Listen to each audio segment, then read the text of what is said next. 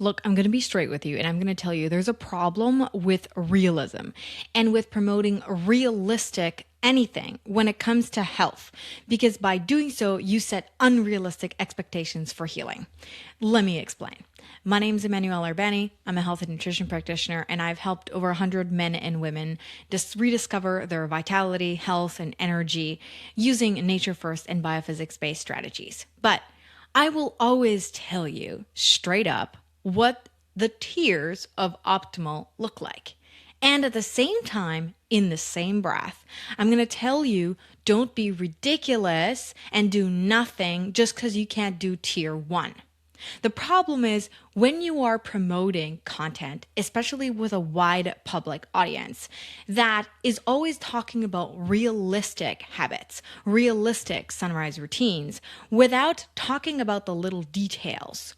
You give the person that is expecting this results with realistic habits an unrealistic expectation of results. So, for example, to my clients and my group, I always tell them there's 3 tiers of sunrise idealism. Okay? Tier 1 is you actually see the horizon and you watch the sun come up over the horizon. You get to a hill, wherever. You find out where near you is high enough that you can see the maximum amount of the horizon. Tier 2 is you get outside and face east. Tier 3 is you just get outside, period. Those are the tiers of sunrise.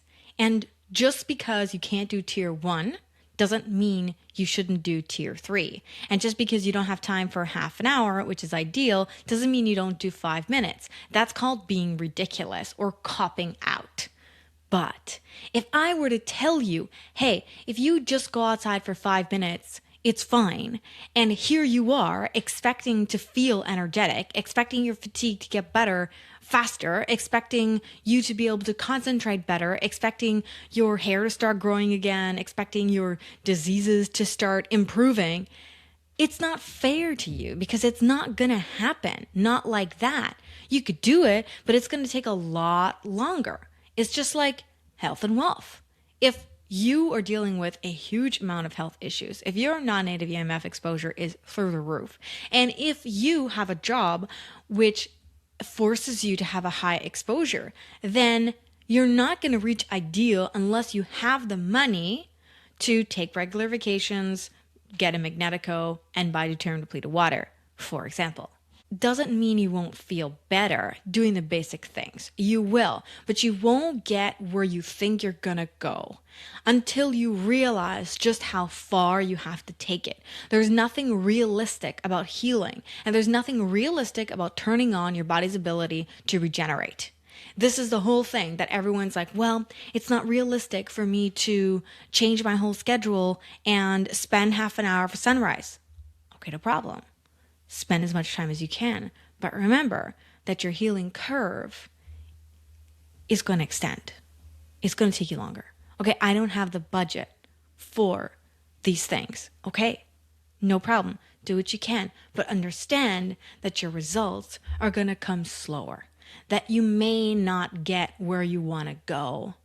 That if you have autoimmune issues, if you have a huge amount of fatigue, chronic pain, and you can't move, you can't go on vacation, you can't watch the sunrise, and you can't move your office outside, then there's a certain amount of discomfort that you're going to live with until your situation changes. This is what I'm laying out here. It's the same thing with vitamin D, which I promise the video is coming, but I'm being very thorough with this because I want to give you high value for that vitamin D video, where I'm going to break down why you are not getting your vitamin D levels up despite having a great tan and despite being outside, and why having realistic expectations for vitamin D levels will also give you unrealistic expectations for healing, because you're just not going to get where you want to go if you can't get that vitamin D up as high as it needs to be. And I'm not a proponent for supplementation whatsoever.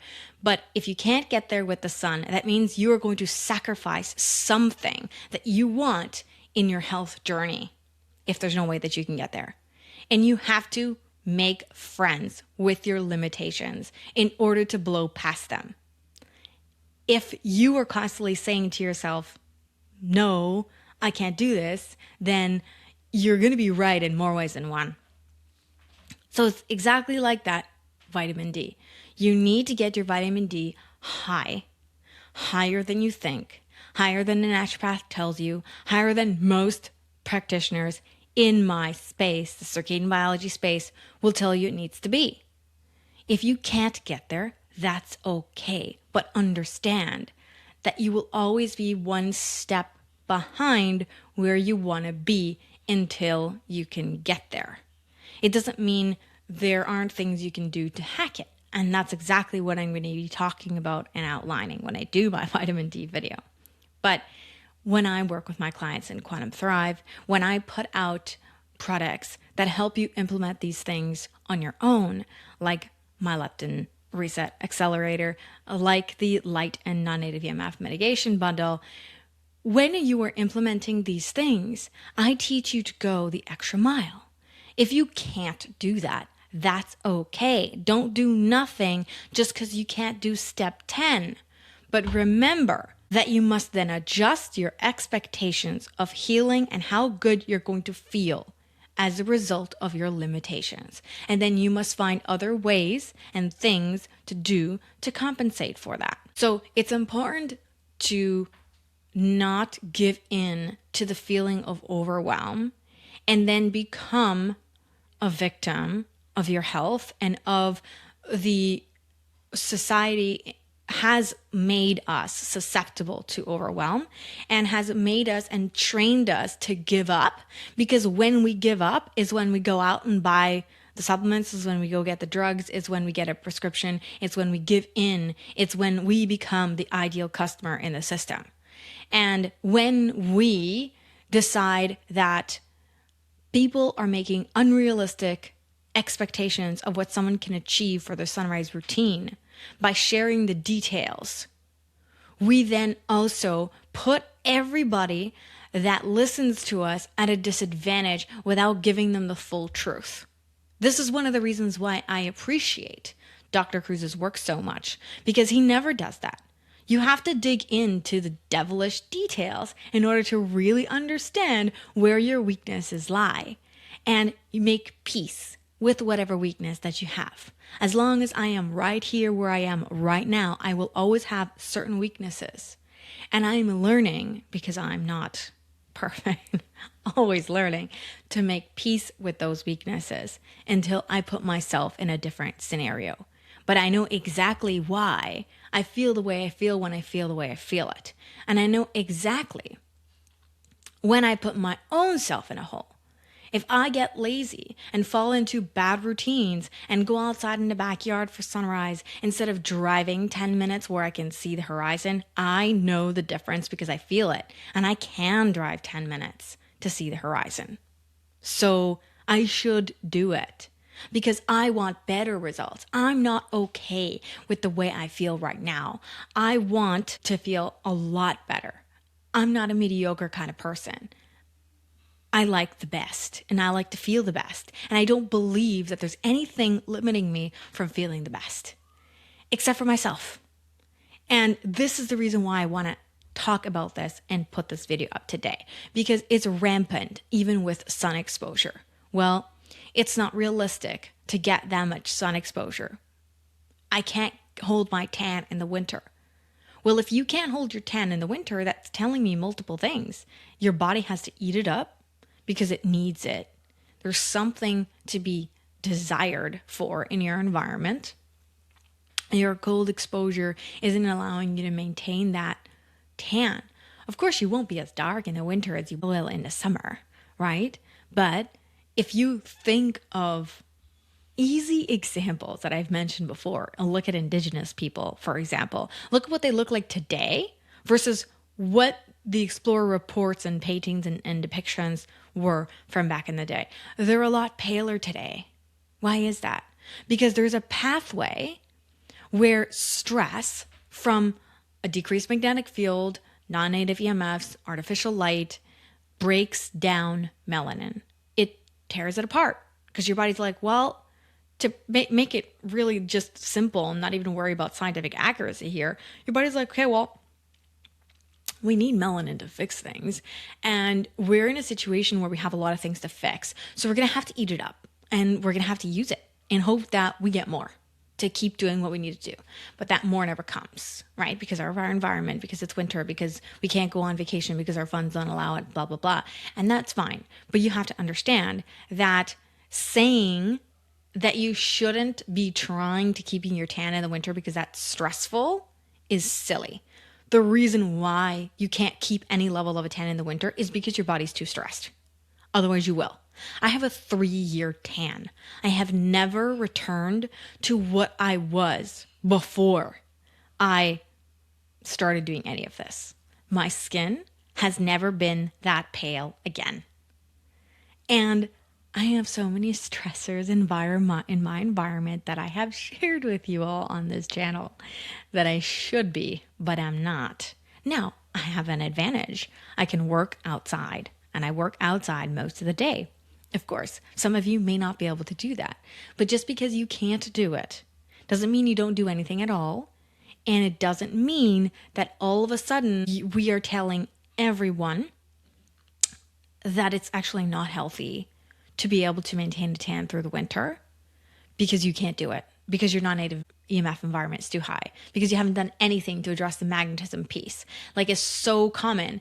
Everybody loves to talk about circadian biology and light and, EMF mitigation. And yet we fail to understand the effects of having an EMF hazard nearby. And we fail to understand the risks of the decreased magnetic field that we're forced to deal with because that is an act of nature and not an act of man. I thought that too. I'm not saying that I was immune to that. I used to think that I could mitigate my way out of trouble because I have a nearby 5th generation LTE towers very close to my house. Well, I'm telling you this because I found out that I was wrong and it cost me a lot. And I really believed it wouldn't affect me at all. I really believed that if I did the mitigation properly, if I did the building biologist stuff, that it wouldn't affect me. But I was wrong. I paid the price. And now I want to make sure that you all know that when we make choices, we make concessions, and we have to admit that the concessions are going to cost us health-wise. And if we make peace with that, and just keep doing what we can, then our options will open up for us. But I want you to know that if you can do level 1, and this is especially critical for fatigue, if you are tired all the time, the boost of energy that you will get from driving a few minutes, whatever it takes, to get somewhere where you can actually see the horizon will make a huge difference. I have an older client who was dealing with severe adrenal fatigue. She drove 30 minutes to get to a location where she could see the sun come up over the horizon almost every single day. And she always told me anytime she didn't go and look at the horizon, whether it was sunny or not, she felt a huge difference in the amount of energy that she got from the sunrise watching. She said, it makes a really big difference for me. So remember, there is a problem with realistic expectations. Having realistic expectations permanently makes your healing, your health results, the amount of disease reversal that you can do, the amount of energy that you can reestablish, limited forever. It puts a cap on what's possible. So stop being realistic. Just do what you can, and remember that you can do more.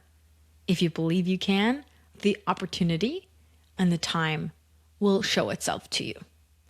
And you don't have to, people think it's so hard to go and see the horizon for sunrise. All you need is a higher viewpoint. You just need if you live in a valley, you just need to get somewhere higher. How can you climb the valley? Can you drive 10 minutes and climb the valley? And it doesn't matter where you stand. There's so many options. A hole in the horizon, a gap between the houses, a gap between the trees. It's not that hard to do these things. But you do need to do some scouting. You do need to go the extra mile. And the most important takeaway is just because something is realistic doesn't mean you can get the results that you want and do what's realistic. You have to understand that sometimes in order for you to heal, you have to do the unrealistic. I hope that was helpful. And tell me your comments and thoughts. I always love reading them. And stay tuned for that vitamin D video, because I promise once I have that, I've got about 3 pages written so far. And once it's done and I have the whole picture in a way that I can present it well for y'all, it's going up.